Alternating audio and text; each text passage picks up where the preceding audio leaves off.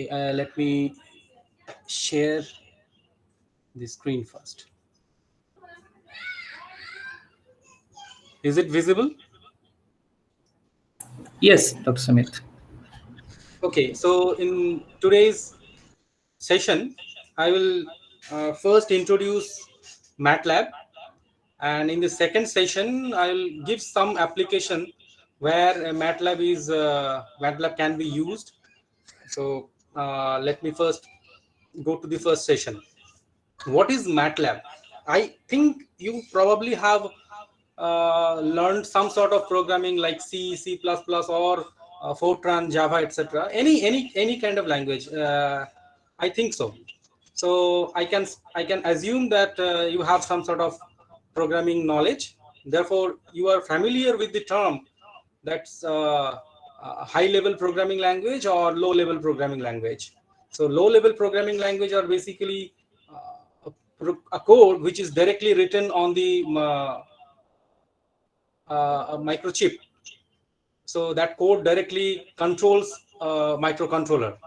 Whereas high-level programming language is more user-friendly, and there is a compiler which works as an interpreter between the machine and the user. Therefore, it's more user-friendly. And MATLAB is such a language. The nomenclature matrix laboratory, the MATLAB name comes from this. Therefore, all the variables, all the numbers that we are going to use in MATLAB are basically arrays or matrices, and therefore the name uh, MATLAB. Now, why should we learn it? First of all, it's very simple to start with. If you don't know any kind of programming languages, you can still uh, start learning MATLAB, and it has loads of inbuilt functions. Many available toolboxes are there, like Simulink. I think some of your teachers, some of your next lectures will be on Simulink or image processing toolboxes. So those toolboxes you can learn. If you have C program or Fortran codes available with you, you can link them with your MATLAB code. And one more important feature is that parallel programming means you probably have heard that you have in your computer you have 4 cores, 6 cores, 8 cores, like that. And if you run a program, that program runs on a single core. If you want to use all the cores such that the program runs quickly and gives you result more fast, then all the cores need to be used, and that can be done using parallel programming. You have to design the code in certain manner, so that is possible very easily. Now, having said so, I'd like to tell you that MATLAB is not free. You have to purchase it, and the cost is somewhere around 30,000 or something like that for a student version. But there are some alternatives like GNU Octave, Scilab, Julia, and SageMath.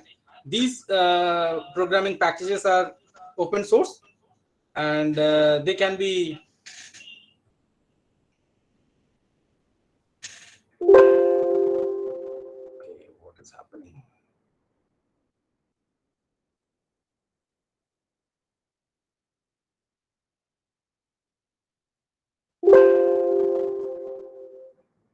Okay, so these open source languages you can download from internet and you can use it.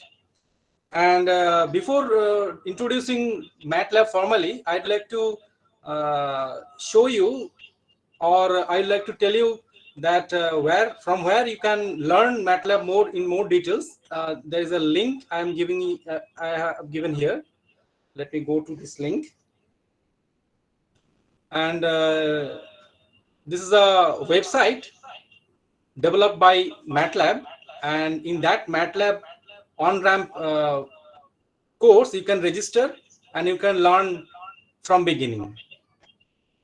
I'd like all the participants to go to this website and see how they have done it. Okay, now before starting my session, I'd like to tell you one simple problem. We all have learned projectile motion in our class 12, where a ball is thrown at an angle 45 degree or theta with a velocity, initial velocity u, and that ball goes in this direction and it comes to ground following a projectile path. Now I want to show you how it can be simulated.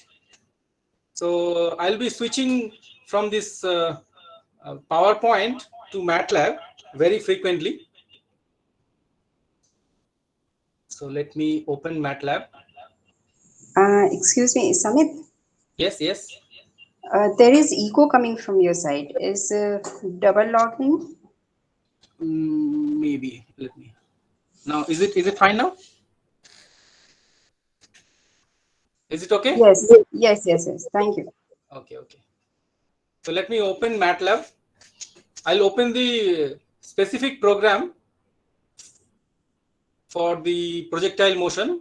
I'll discuss the motion, the program little bit later, but let me show you the simulation first. So the ball goes up and now coming down. So like that. This is just to give you that this type of simulation or this type of programming can be possible very easily. And after this class, I will tell you, if time permits, I will try to discuss the code. So what is, if you open MATLAB for the first time, the MATLAB window looks like this. There is a command window, this section, this is command window, there is a workspace, and there is a current folder. In command window, if you type any command, that command gets executed and the result is shown there. In the workspace, if you define any variable in the command window or in the script, that variable data is stored or shown in the workspace, and in the current folder is shown. That means if you write a code, specific code, and that code is stored in hard disk of your computer, that particular location or folder is shown over here. Now let me go to the MATLAB. Let me close it. So this is the command window.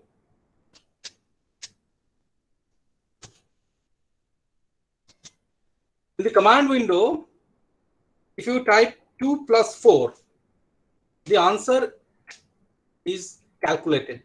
And you can see in the workspace, a variable called ANS is created, and the current value of the result 6 is stored in the variable ANS. Now, in this way, you can do any kind of operation, binary operation, like 5 divided by 2, and the result is 2.5. Similarly, the answer stores 2.5, the current result. This way, any kind of calculation can be done here. Maybe you can type sine of, may say 30. Sine 30 is in radian. So therefore, the result is like that. Maybe I can type sine of pi by 2. So sine of pi by 2 is 90 degree. That's 1. This way you can start your MATLAB. Okay. I have given you some. Now, there are many available operations in MATLAB, like this symbol plus is for addition, minus subtraction, star for multiplication, this is for division and exponentiation. You all know this. And there are some inbuilt constants. If you type pi, you will get the value of pi. That's the radius that's the 3.14, something like that. And square root of -1, if you type I, that's the imaginary number. And there are some common functions like sine, cos, tan. A sine is for sine inverse, a cos, cos inverse, exponential, natural logarithm is log, and base 10 logarithm is log 10. SQRT is used for calculating the square root of a number. And then max gives you the maximum value of a set of numbers. Minimum is the minimum value of a set of numbers, and mean gives you the mean value. Now this is the most important part, variables. In MATLAB or in any programming, you must use some variables to calculate the values or do simulations or anything like that. But to define a variable, you must follow some guideline. What are those? First of all, the variable must start with an alphabet. It may be in uppercase or lowercase, but it is case sensitive. The variable must start with an alphabet. It may contain some number, 0 to 9, any number, any digit, and it can only have a special character underscore. So there are 26 alphabets. If you consider uppercase and lowercase, that means 52, and then 10 numbers and underscore. If you with this you can create the variable name, and no other special characters are allowed. And I have already said that it is case sensitive. That means if you define x as a variable, small x as a variable, and capital X as another variable, these two are different variables. And there are some important commands I have already used just now. These two commands, CLC and clear. What does CLC do? CLC clears the command window. Let me show you. Okay, so there are some results here, and if I type CLC, the command window is cleared. And there are some variables. There is only one variable, say answer. Now if I type A equal to 5 and B equal to 6, then I type C is equal to A plus B, and the results are shown in the workspace. Now if I type CLC, the command window is cleared, and if I type clear,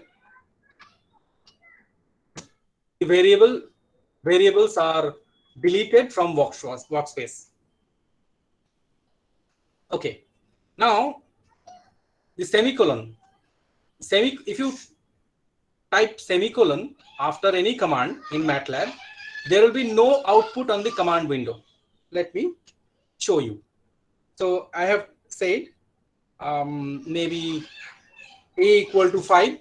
Therefore, the output A equal to 5 is shown here. If I type A equal to 5 and then semicolon, then the command will be executed, but it won't be shown in the command window. Let me type once again, B is equal to 6 and then semicolon. The command will be executed. See, B is assigned value 6, but there is no result here. Similarly, if I type C is equal to A plus B and then semicolon, the command is executed, C is equal to 11, but there is no result on the command window. Therefore, this is very important. This is very useful syntax. And then these two percentage sign is if you type anything in the command window starting with percentage sign, that will not be executed. It will be treated as a comment. And if you type double percentage sign, that will be that will create a new section. I mean, it has nothing to do with the programming, but it helps a user or some other user to understand the program or to understand the flow of the program very easily. And there is another command, help. It is very useful. If you forget the utility of a particular function, you can just type, say, help and then say sign. That means I want to know what this function sign does. If I type it here, and the help file is saying that sign x is the sign of an element of x. Similarly, if you type help of, say, sqrt, so it says that it calculates the square root of x. Okay. If you have any, if you fail to understand at any point, you please knock me. I will repeat that part once again. Now we are slowly progressing towards MATLAB script. I have told you that there are some commands, and if we arrange the commands in a certain way, to solve our purpose, and that set of commands are stored in a file, that file is called MATLAB script. So, for example, this is a MATLAB script.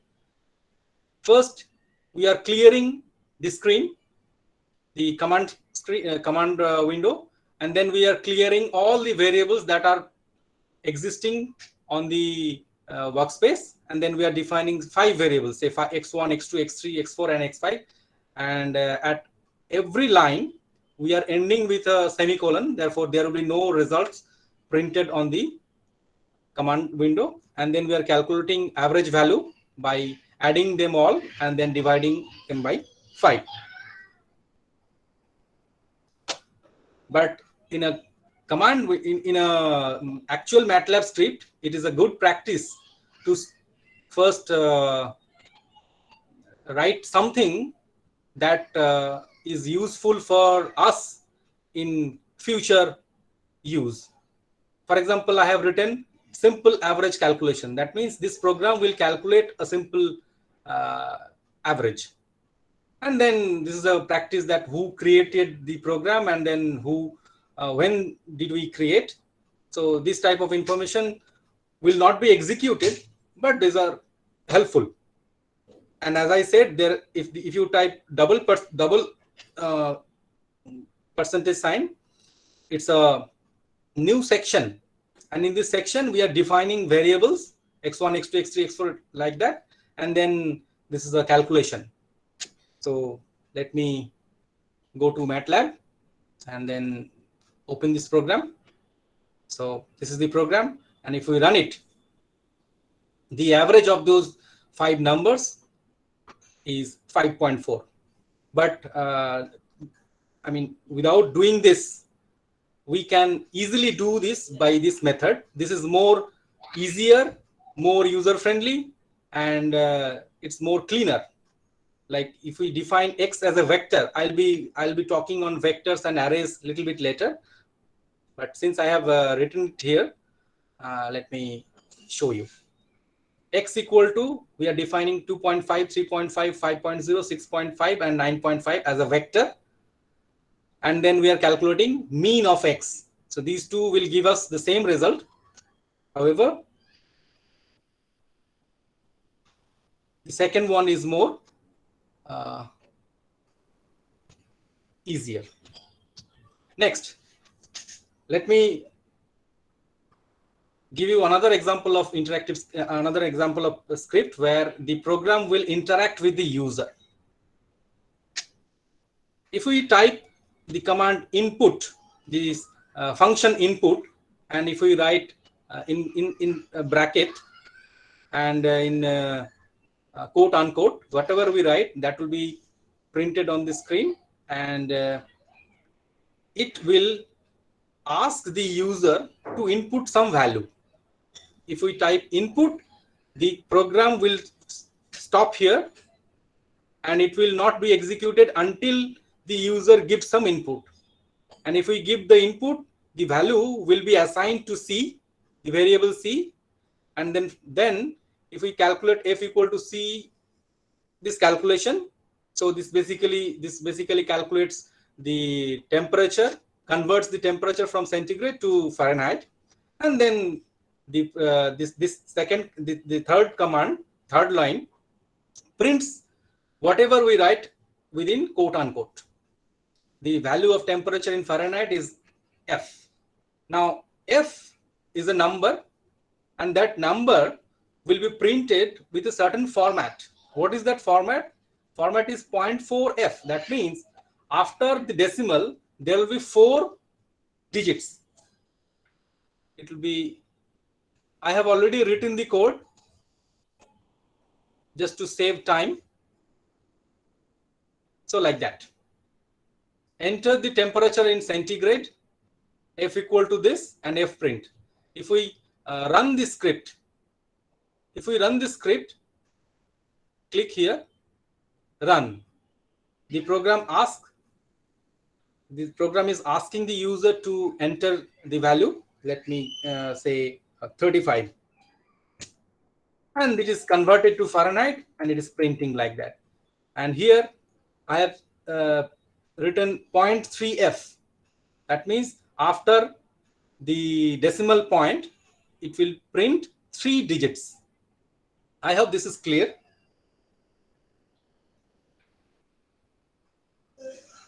So this like that. And next, let us come to the array.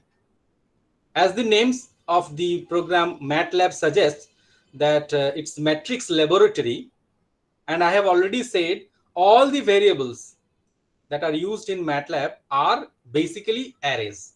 It can be multi-dimensional arrays, and if you type, as we say, have seen a equal to 5, we have typed a equal to 5, and that is also an array, 1 by 1 array or scalar, but that is treated as an array. Suppose there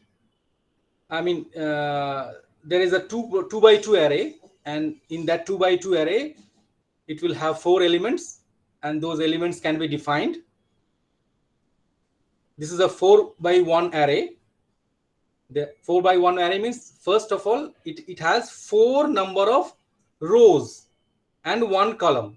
The first digit is indicating the number of rows, and the second digit indicates the number of columns. So a column vector has 4 or many number of columns, but has only 1 row. Similarly, a row vector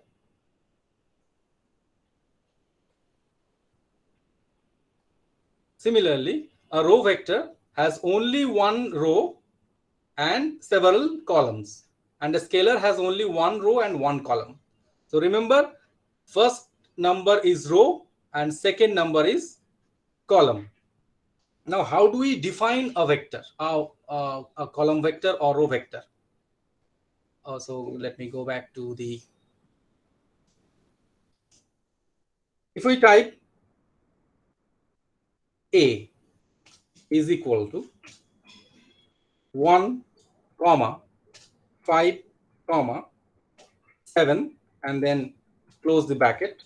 If we press enter, the variable A is created, and it is a row vector having 1 column, 1 row and 3 columns, and it is stored in the workspace as this.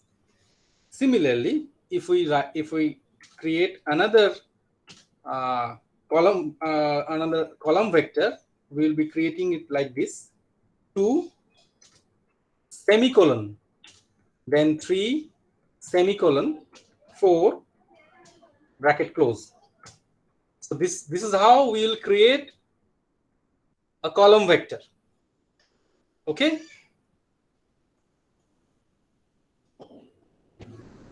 And if we do not assign this to a particular variable, it will be stored in the default variable ANS. Say, if I didn't give b equal to this, just type this. It is stored in the default variable ans. Okay, so this is how we will create row vector, and this is how we will create a column vector. And to create 4x3 arrays, let me copy it from not to copy. I want to create 2x3. I want to create a matrix, say D, which has 3 columns, 2 space 5, and then semicolon, then again 5, 6, 9. Okay, so there will be 3 columns and 2 rows. Let us see. There are 3 columns and 2 rows. This is how we will create an array. And the example that I have given here, 1, 2, 3, 4, 5, 6, 7, 8, 9, 10, 11, 12. This will create a 4x3 array, which will contain 4 rows and 3 columns. This is very important command, zeros 3. That means it will create an array with dimension 3x3, and all the elements of this 3x3 array, that is 9 elements, will have 0 value. Let us try it.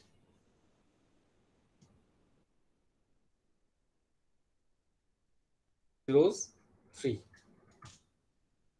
Or if you type zeros, say 5, it will create a 5x5 array where all the elements are initialized to 0. Similarly, if you type zeros 3, 4, it will create a 3x4 array and all the values will be initialized to 0. Okay. Similarly, this is some typographical error. 1, instead of zeros, this will be ones. Let me show you. ONES, ones, a 5. Instead of zeros, if you type ones, that means it will create a 5x5 array where all the values are initialized to ones. This way, there are many more array operations, array commands, and you can explore them all. Okay, now how can we create evenly spaced vectors? While doing programming, we require them oftenly. We require them very often to create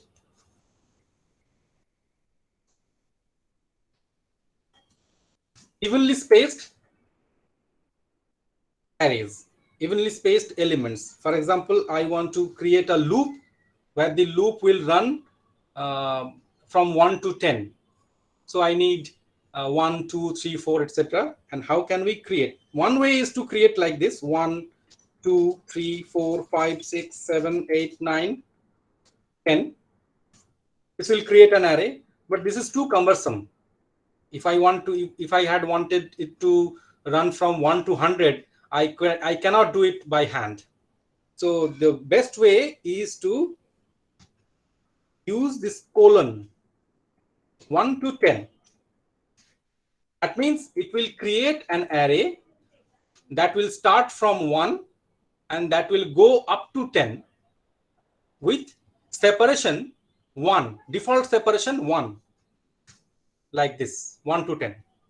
And if I did it like this, say 15, it will create an array and it will run from 1 to 15. Okay. Now, if I do not want to give the separation 1, instead I want to give the separation 2. That means I want 1, then 3, then 5, then 7, like that. That is also possible if you type it like this. That means the first one will be the starting value, and this will give the separation. So that means 1 plus 2 will be the next one, that is 3, and next 3 plus 2 will be 5, and this will go until 15. Okay. Similarly, if I type it, say 20, now this is not going up to 20. Why?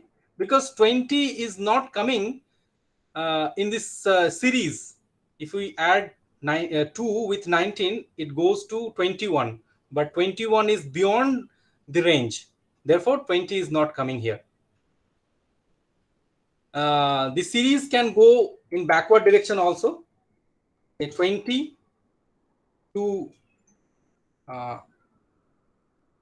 say 1 with decrement. Therefore, I have to use -2. So see here, it is running from 20, will go up to 1 with decrement 2. So 20, 18 like that. And 1 will not be coming in this series. Therefore, this way you can create evenly spaced array, evenly spaced vectors. There is another way to use a command, linspace. Here, this command will be used if you do not know the separation between two consecutive numbers. Instead, you know how many numbers are required. For example, this 1 to 15. 1 to 15, the separation you know 22, and you do not know how many elements will be there. If you do not know the elements, number of elements on the first hand, but you know the separation, then you go for colon notation. But if you know the number of elements and do not know the separation, then you go for linspace. For example, if the number of elements is 1, 2, 3, 4, 5, 6, 7, 8, then I'll write not colon 1, 8, 15. Oh, sorry, it should be 1 to 15, this, and then 8. What does it mean? What does it mean? This will start at 1, this will go up to 15, and there will be 8 elements. This will start at 1, this will go up to 15, and there will be 8 elements. So same result. This command linspace 1, 15, 8, and this command 1 colon 2 colon 15 gives you same array. However, here while using linspace, I knew that I want 8 elements, and in the next one I knew that the separation will be 2. So it depends on your requirement which one you want to use. The next function is size. This will tell us the size of an existing array. For example, we have created an array A. Let me clear the screen. We have created an array A, and I want to know what is the size of A. In that case, I will type size, size of A. So there are 1 row and 3 columns. Therefore, it's a row vector. Similarly, if I create an array, I have already created, let me, okay, this one, B. And if we type size of B, capital D, it gives us 2, 2, 3. That means it has 2 rows and 3 columns. There is another function which is length. Length, if you want to know the length of a column vector or row vector, say A, it gives the length. That means how many elements are there in a column vector, or how many elements are there in a row vector. Okay, so that I have already covered, number of rows and number of columns. Next,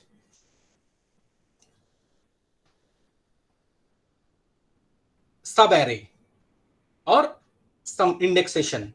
Suppose we have defined X as an array, and the definition is like this: 1, 2, 3, semicolon, 4, 5, 6, semicolon, 7, 8, 9, semicolon, 10, 11, 12.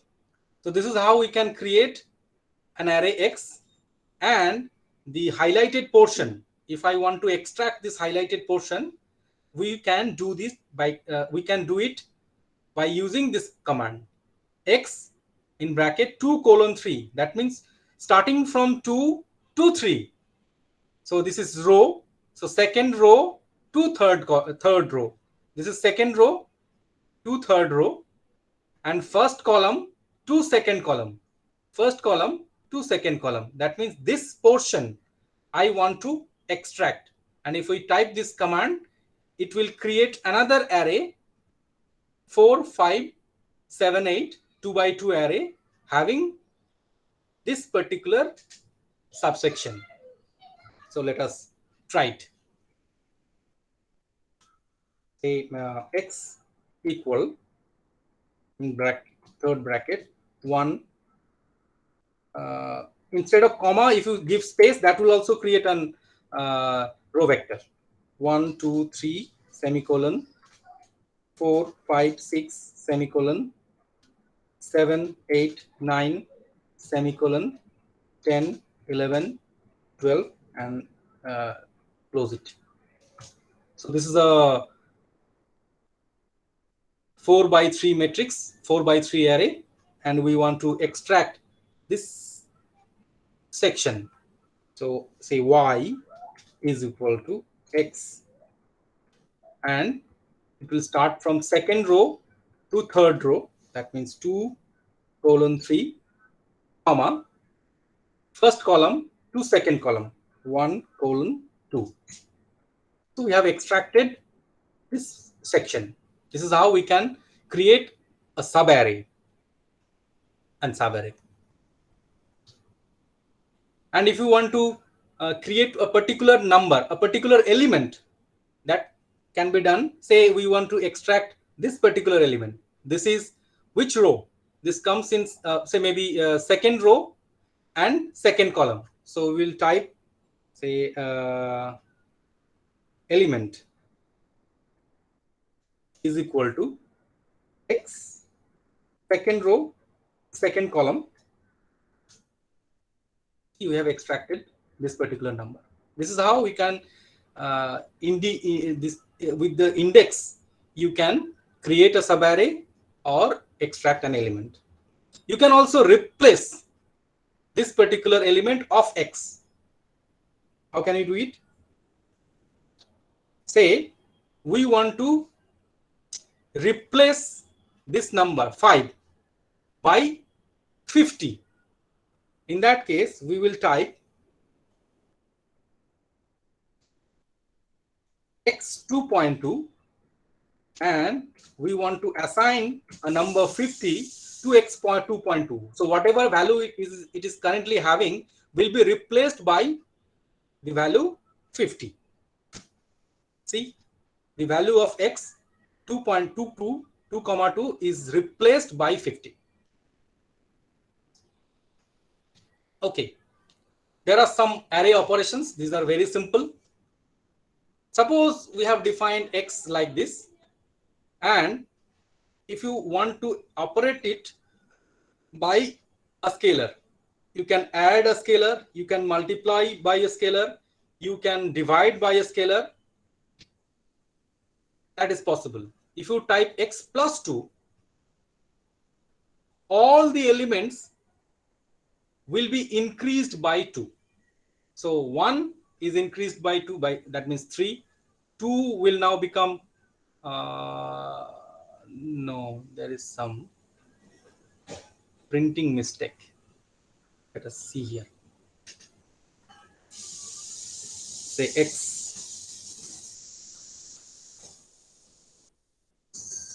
Once again, x we have defined x plus 2.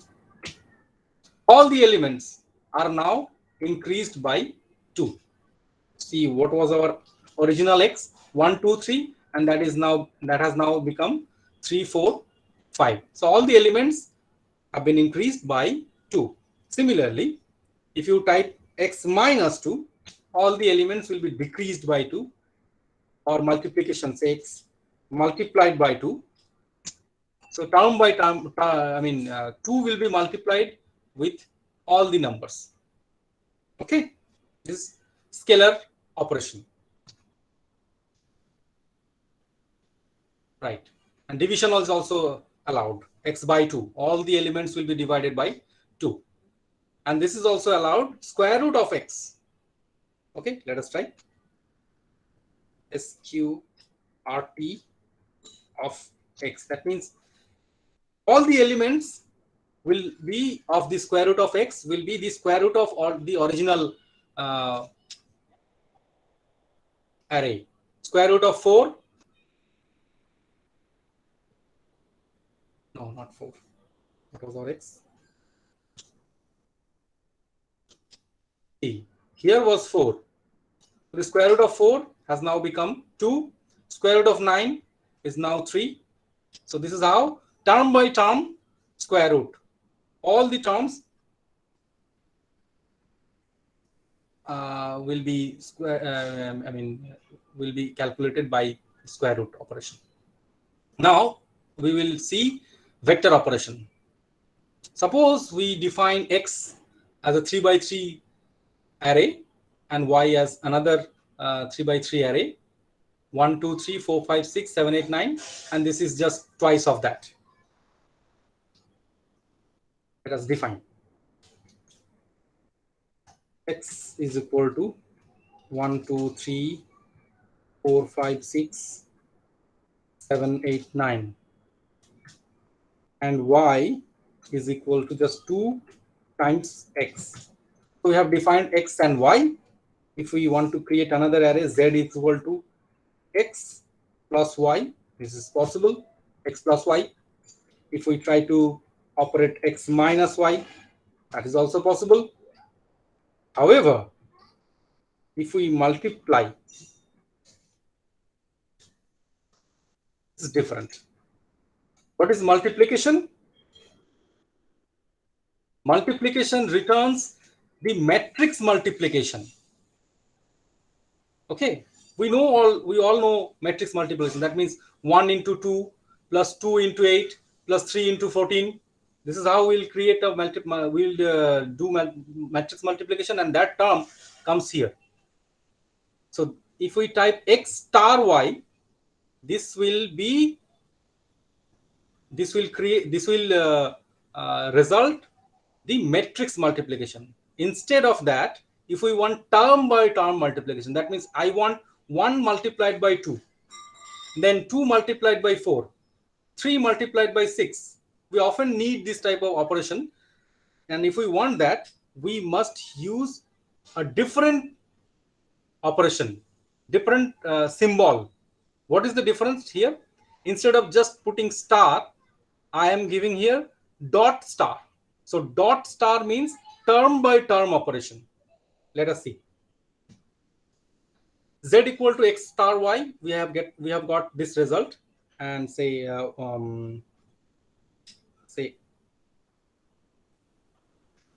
another z1 x dot star y. This is term by term multiplication.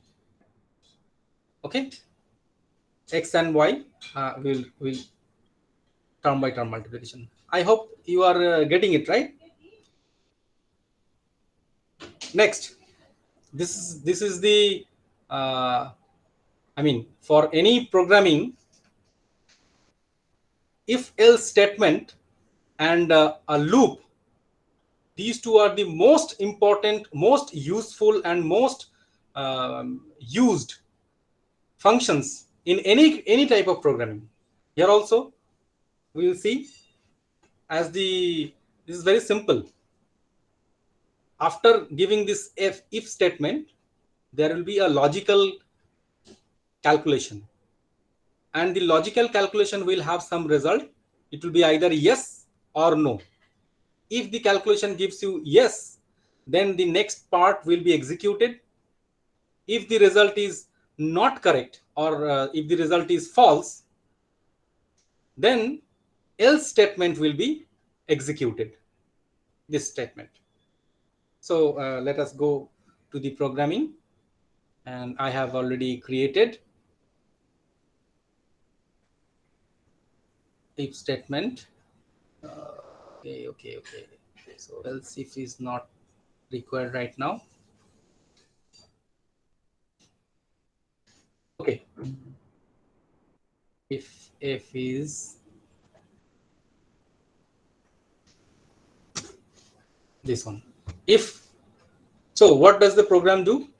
It first asks the user to enter your body temperature in Fahrenheit, and then the code goes to here. Here, the value of F is checked with 98.86. If the value that we have entered is less than 98.6, the result is true. That means this portion will be executed, and it will print on the command window that you do not have any fever. And if this statement is wrong, or it gives us false result, then the else statement will be executed, whatever we have written here. So let us run it. Please enter your body temperature in Fahrenheit, say 100. Then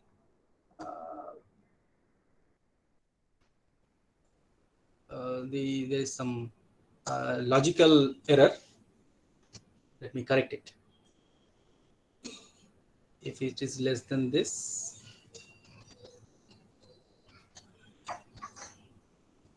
okay, you have fever.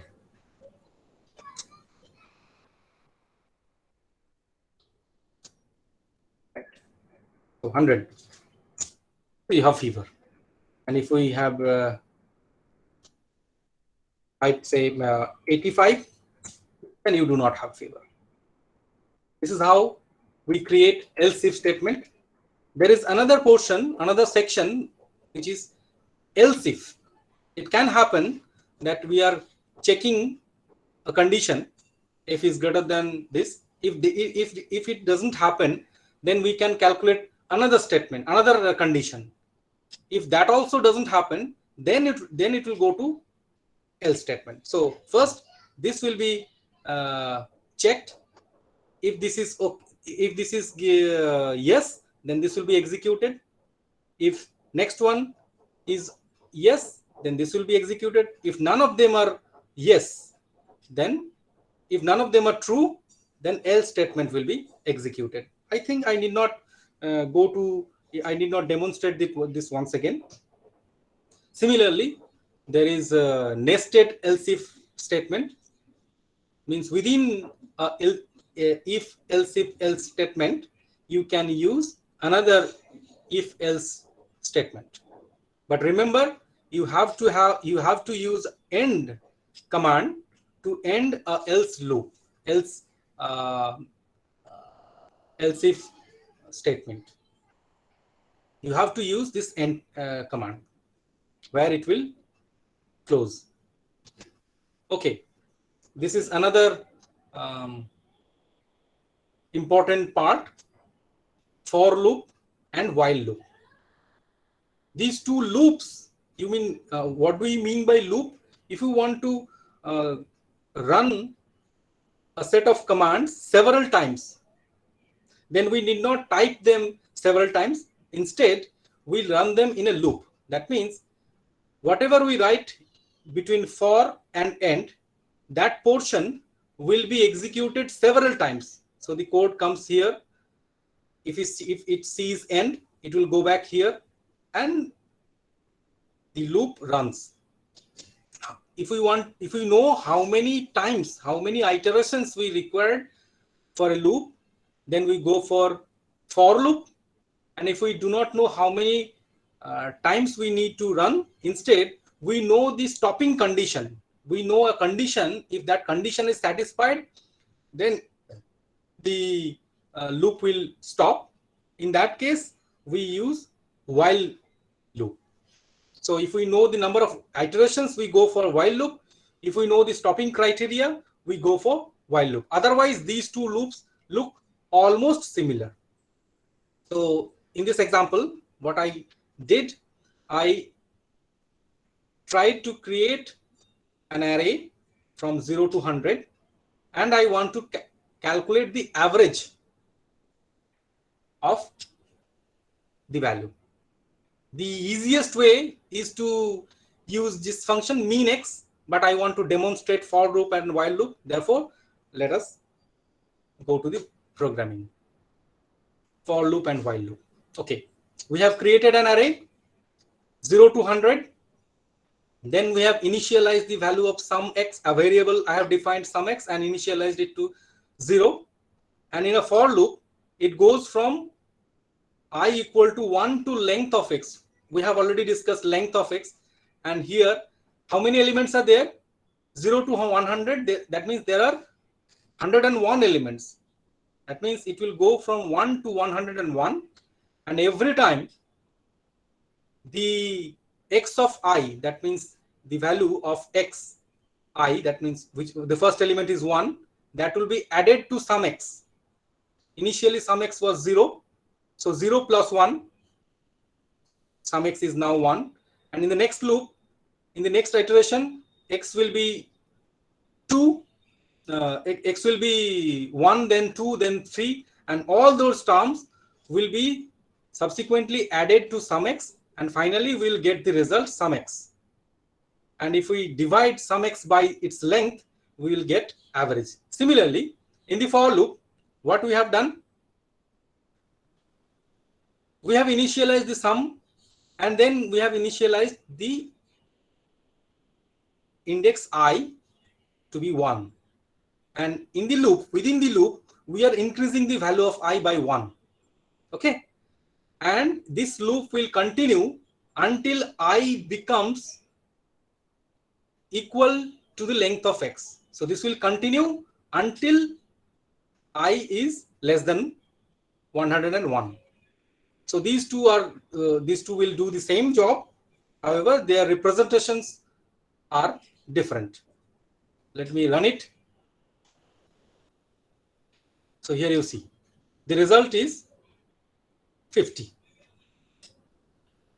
Same result.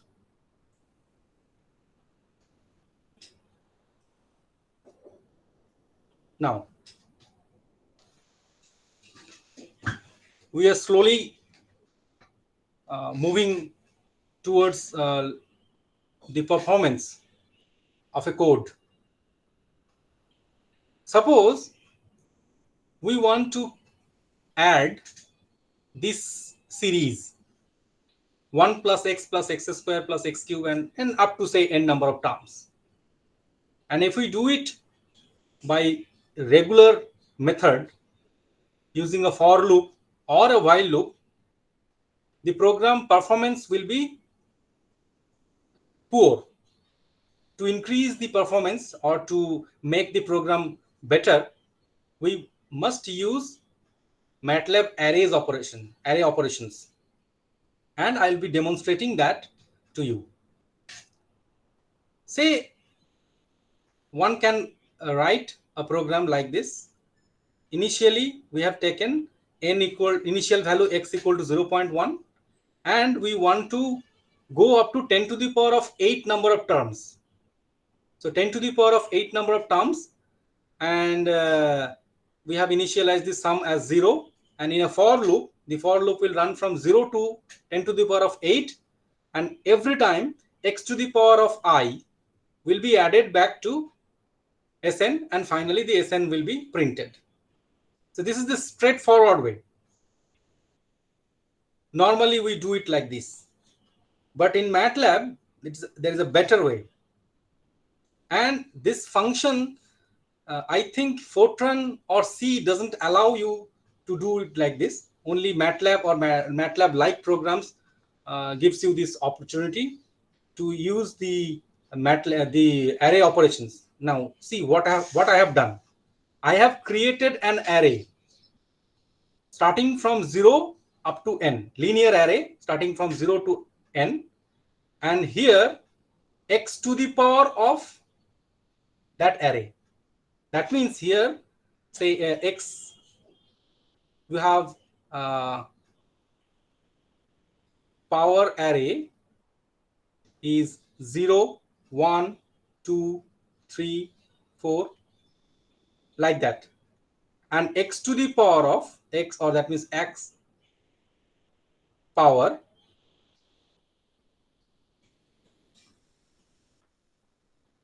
this will be x to the power of 0. This will be another array where the elements are x to the power of 0, x to the power 1, x to the power of 2, like that.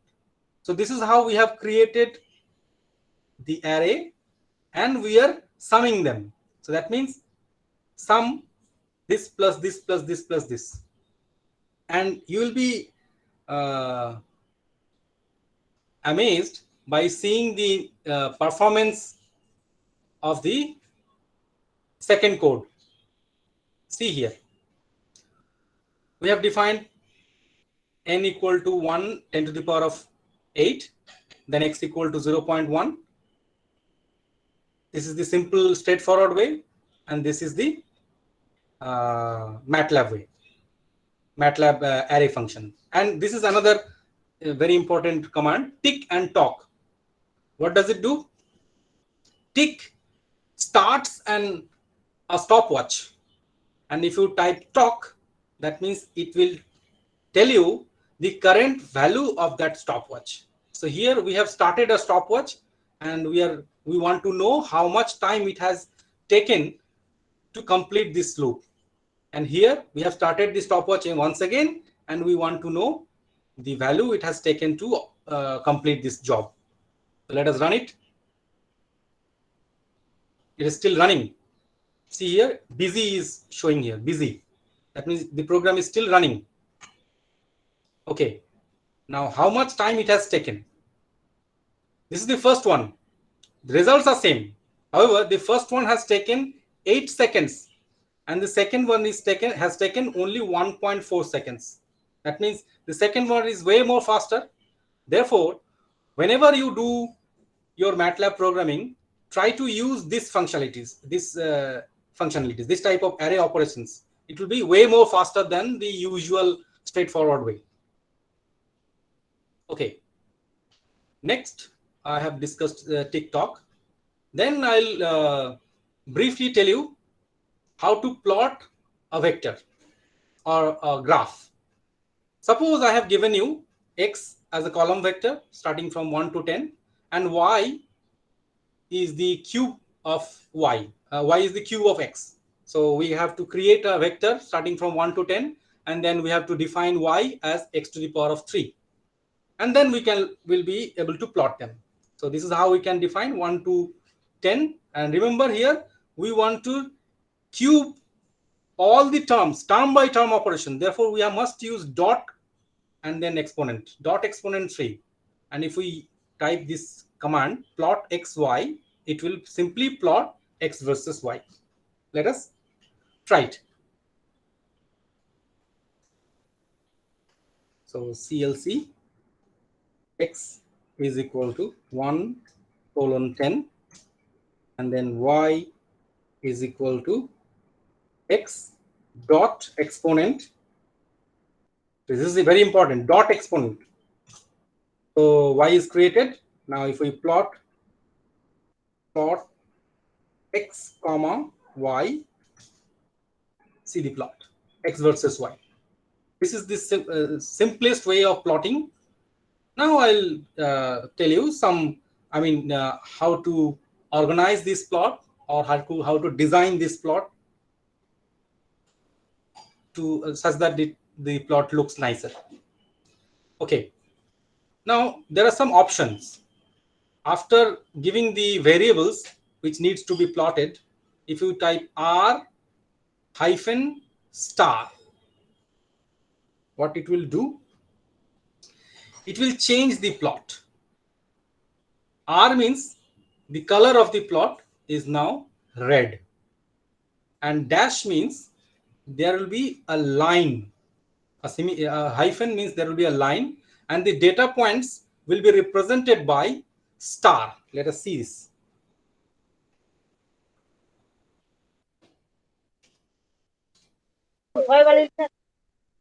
Sorry, I didn't get you.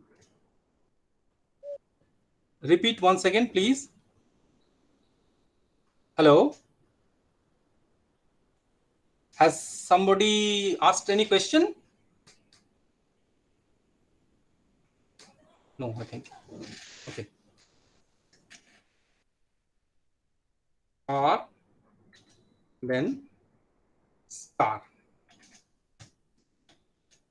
The plot has now changed. Instead of R, if I had given, say, blue, B, so the plot will be now blue.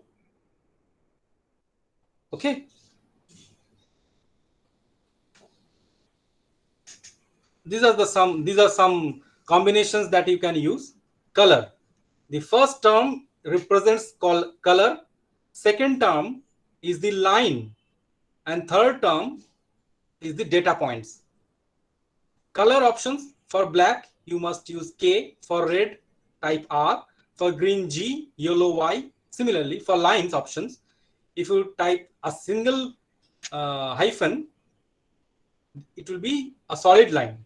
If you type double semicolon, double hyphen, the line will be dashed, and then hyphen and then dot, it will be dash dot. And if you use colon, you will be seen a dotted line. And for point, star, then dot, O for D for diamond, O for circle. Let us see once again. I'll say O. See, have you seen? Probably you are you able to see it? Yes, sir. So you can try them and you can play around with them. Okay, this is how we can plot. Next one is how we can control the line width and the symbols that are used to represent the points, and that symbol size we can also control. If you use line width, after giving this option, then comma, within quote unquote line width, then a number. So this will be the line width of the line. And marker size, the points that are, for example, for this particular example, circles, the size of the circle will be 8. And if we execute them, this will be like this. There are some other options. Say you want to plot 2 or more plots, more functions in a single figure. That is allowed with this function. Suppose you want to create a plot where in x-axis there will be x and y-axis y and z. Two functions you want to plot. To do that, you can use this function, plot x comma y, with this option. So xy will be having this option, red, then colon, and then circle, and x with z will have this option. If we do it, the plot will look like this. Okay, let us not waste time in demonstrating that. You can try it. And there is another option. You can use hold on option, hold on command. In that case, what it will do, first you have to use x and y. So first you plot it, and if you type hold on, that means this plot will be there on the figure. It will not be refreshed, and it will wait for the next plot to come. And whenever you type plot xz, then this plot will be added on the existing plot. And if you do not use hold off, in that case, all the graphs in the future that you are going to put will be added on the existing plot. So remember, initially I have shown you an animation where a projectile motion, in a projectile motion, the ball is thrown over, and that simulation or animation I have given you, I have simply used these options, hold on and hold off. I'll tell you later. And this is how you can give the title of a graph, level of the graph, Y level, X level, and legend. So title of the graph, if you type title, this will be title. This is how you can do it. X level here, whatever you write in the quote unquote, this will come here. X level, Y level, and legend. If there are two plots, then you must use two legends. So these two legends are here. This is how you can design your graph. If you simply use plot X and Y, it will just plot, but it will be difficult for the third person to understand what that plot does, or what that plot represents. So you must use this type of decoration for others to understand what you are trying to represent. Next, in the previous example, we have created an array X and Y, and we have plotted them. But instead of creating array, you can directly plot a function using fplot function. Now understand this function. Fplot is the command, and within first bracket you have to write @x. That means whatever function you are going to write in the next part, that will have dependence on X only. So it is telling that the function is dependent on X only, and then comes the function. And if you do it, let us see how does it look. So plot, fplot, fplot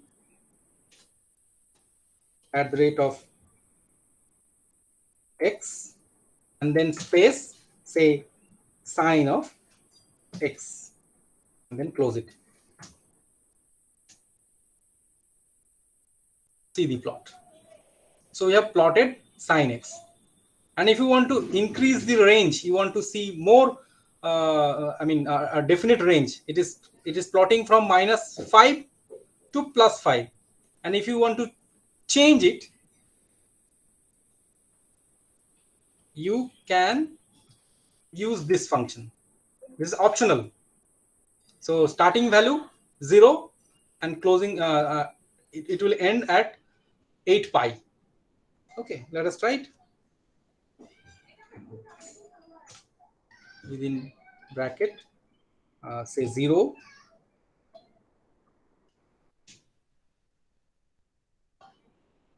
H star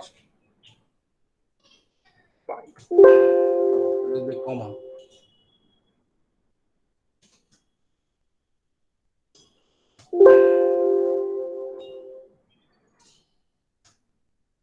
Okay. So starting from 0 to 8 pi, it is plotting. You can also try, say, instead of only sine X, I can use, say, X star.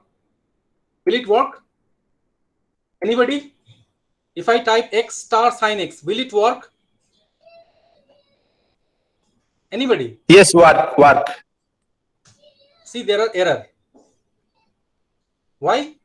Because it basically creates an array automatically. It creates an array automatically, and then it multiplies with sine X. That's another array. And do we want them to multiply matrix multiplication? We don't want. We want term by term. Therefore, we must use X dot star. Now it will work. No message, no array, no error, no warning. See, this is the X star, X dot star X. Although we wanted X star X, but we have to use dot star because these are basically arrays. We did not create this array, but the function itself created an array from 0 to 8 pi. Okay, very good. So we have seen plots, and then we are almost closing. We are reaching the end of the first session, and we'll end it by giving you the function. Function means, suppose a portion of your code you want to use it several times. Whenever you call a function, that will be executed and it will give you some result. If that type of functionality you want, then you must use functions. The formal definition of function is like this: you have to type function and then output variables. This is optional. If the function gives you, or you want a function to give you some result, give back some result, then you type that variable here. That variable will be whatever the output you want to get from the function variable, function will be written here. And this is the function name and input variable, whatever values you want to pass to the function. So this is the formal way of doing the function. And say, I have written a function, sum product. These two are the output of the function, and x and y are the input of the function. And the function, what it does, it simply calculates x plus y, and the sum is returned via this return variable, output variable. And the product is also calculated, x and y, x star y, it is returned. And whenever I call this function fn, this will be calculated. So here sp, I am calling a function fn, and I am giving the value 6 and 3. So 3 plus 6 will be the value of s after returning from this function, and p will have the value 3 multiplied by 6. So let us see how it works. Simple plot function. Let me clean this CLC and clear the workspace. Workspace is now cleared. Okay. So here I have changed the name of the function. It has intentionally, because this is internal function. That means within the script itself, I have written the function. Okay, within the script itself, below the main script, I have written the function. Therefore, I am calling it function internal, and I have given this name. So if we execute it, execute run button, it's here. If we click here, so sum is 9 and product is 18. That's how I have formatted the output. Now, instead of writing the function in a simple in the file itself, script file itself, you can write the function in a different file, different script file.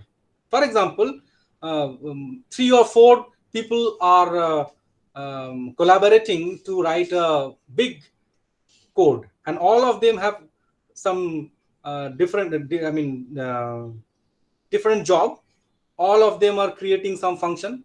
So for example, x has created a function and y wants to use that function. How can he do that? He can copy that function and use it in his code. That's one option. But instead of doing that, he can directly use the code, the function created by x, in this manner, in the following manner.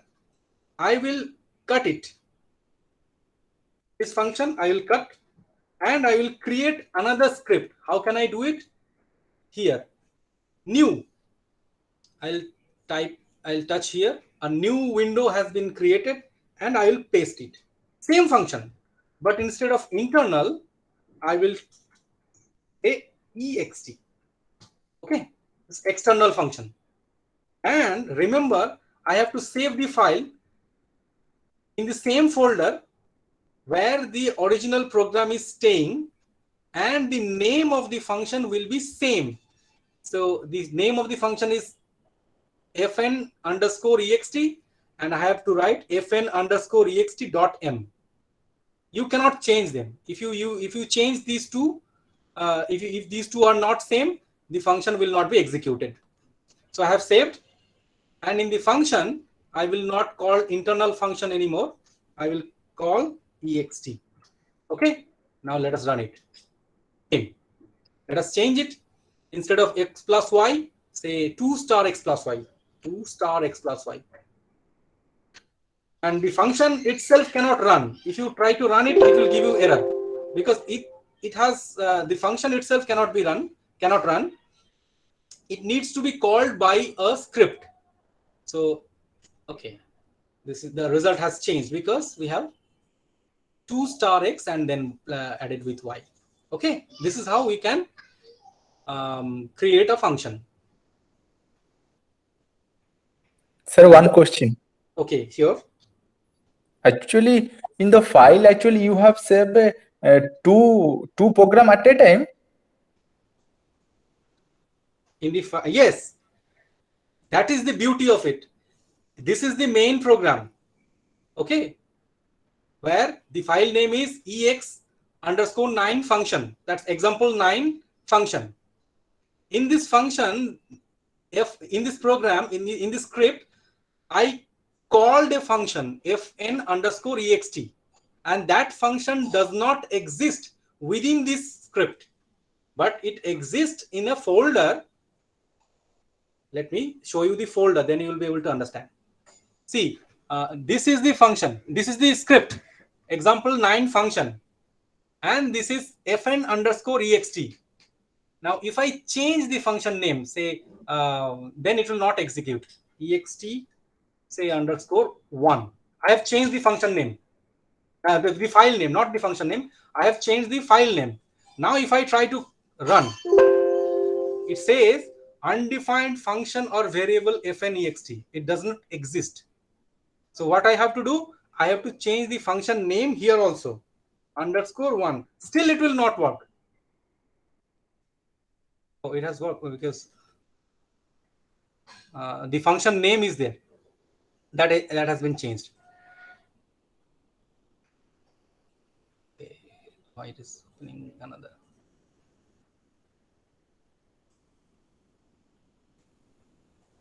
So it is calling by the name of the function, the file, script file. But it is useful to change the function name also. Have you understood? Yes, actually. Okay, then we may proceed. Close it. Unnecessary programs. So, this is it, the script file, and from the script file we are calling the function, and the function is defined here in a different file. And you can have many more functions, many functions, and all of them can be called from a single script file simultaneously. That's the beauty. And since I have little time, I have promised you to show the projectile program. Let me show it to you. Okay, in the projectile program, what I have done, initially I have declared the values. So I have taken a vector, time vector from 0 to 1.6 with a step of 0.02. And I have initialized the initial velocity 10, initial position y0. If you see the graph, if you see the figure here, this is the initial height from ground level y0. This is the initial velocity u, and this is the angle at which, projectile angle at which it is being thrown. Then the angle is defined in the degree and it is converted to radian, and g is taken as 9.8. So this is the variable declaration section. In the next section is computation block, where I'm calculating ux, the x component, horizontal component of the velocity, initial velocity. This is uy, vertical component of the velocity. Then x, we know there is no force on the x direction, so it will move with a uniform velocity ux. Therefore, x is u times x equal to vt. So here v is ux, x velocity in x direction, and then y, we are calculating y0 plus ut minus f half ft square. So f is here half, f is g here, and then t square. See here we have I have used t dot exponent because t is a vector, not a variable, not a scalar. Okay, this is how we have created x vector and y vector. Now, up to this, it was very easy. Now comes the important part, or the animation part, where several plots will be plotted one after another. For each time, I will plot two graphs. See, first one, I am plotting xi versus yi. This is not a vector anymore. Xi means ith point, and ith point xi and yi, I am plotting a single point with red color and dot. Dot means a solid circle and marker size of 60. That means this one, this single plot, okay, is plotted by this command. And then I'm giving hold off. Where come this hold off come from? Because I have in this loop, within this loop, I have used hold on here, and then I am holding off. So whatever is there, I am letting it go. Then I am waiting for 0.1 second, pause 0.1 second. If I do not use this pause, this program will be executed within a moment, and we will not be able to see the animation anymore. We will see only the final result. I'll show you that later. And after this pause, I am plotting xi 1 to I. So I has a value, and I is running from 1 to the end of the time vector, and say after sixth iteration, so x1 to 6 and y1 to 6, this is an array, sub array of x, and that is being plotted with blue line, with line width 3, and I am writing the x level, y level, etc. I may not have written this x level within the loop. It might have been written outside also, and this is also the axis also. This might have been written outside. And then this is the important part, holding on. So after plotting the line, I am holding on, and then it goes back to the initial point where I am plotting the point. So this let us run it, and this is how it works. So for every time step, there are two plots. One is this dotted blue line, and one is this single point. Those are running. Have you understood, or do I need to repeat? Is it clear?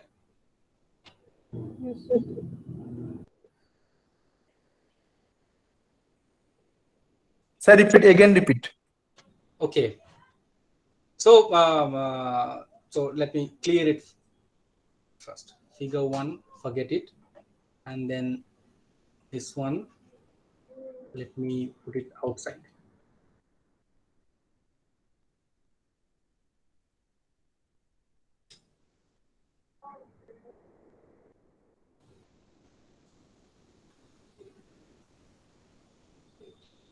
This one is good.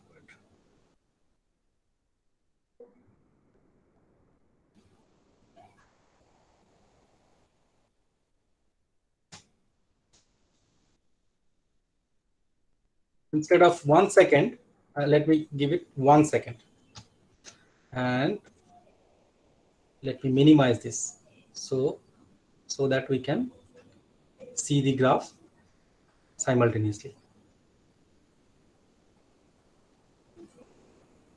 Okay.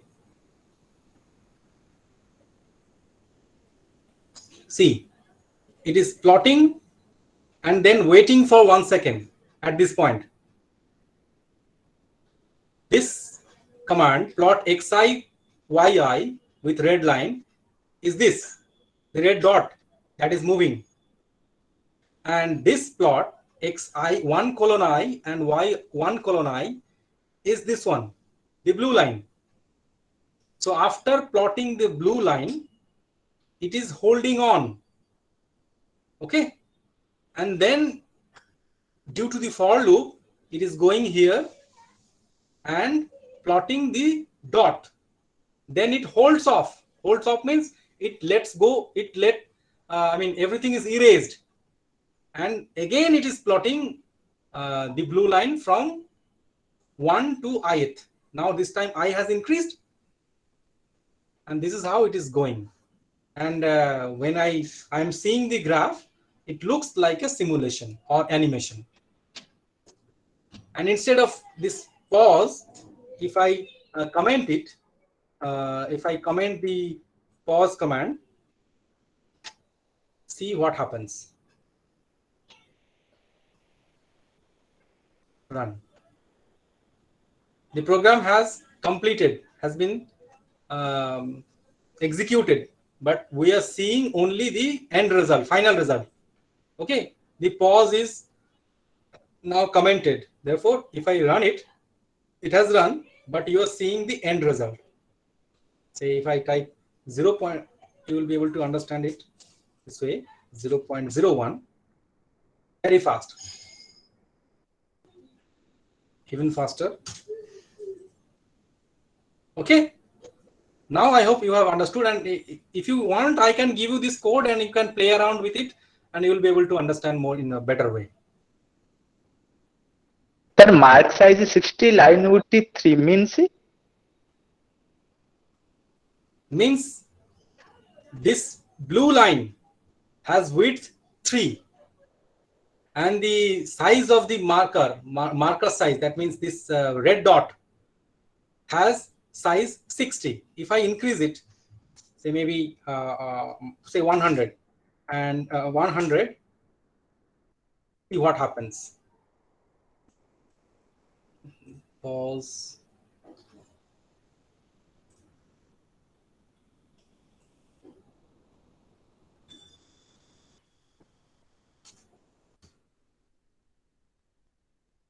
It has increased. Okay. If I decrease, Yes, say 10,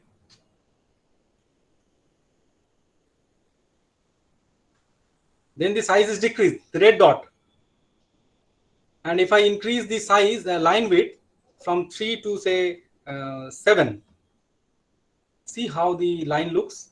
It is now thicker. So this is how you can control how your graph looks. Okay. Yes, sir.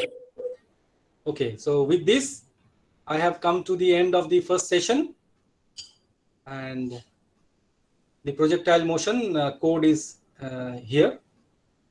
If you want, I can give it to you. Sir, PPT can shareable? I can give it to Shail madam, and you can collect it from Shail madam, the organizers of this, one of the organizers of this training program. Yes, yes, sure. We'll be sharing the slides. Also, Samit, if you wish to take a break, then you can. Okay, so I'll take a break for 5 minutes, and 5 minutes is okay? Yes, it's fine. You can decide. Okay, so let us get back here at 11:10. Right, right. Okay.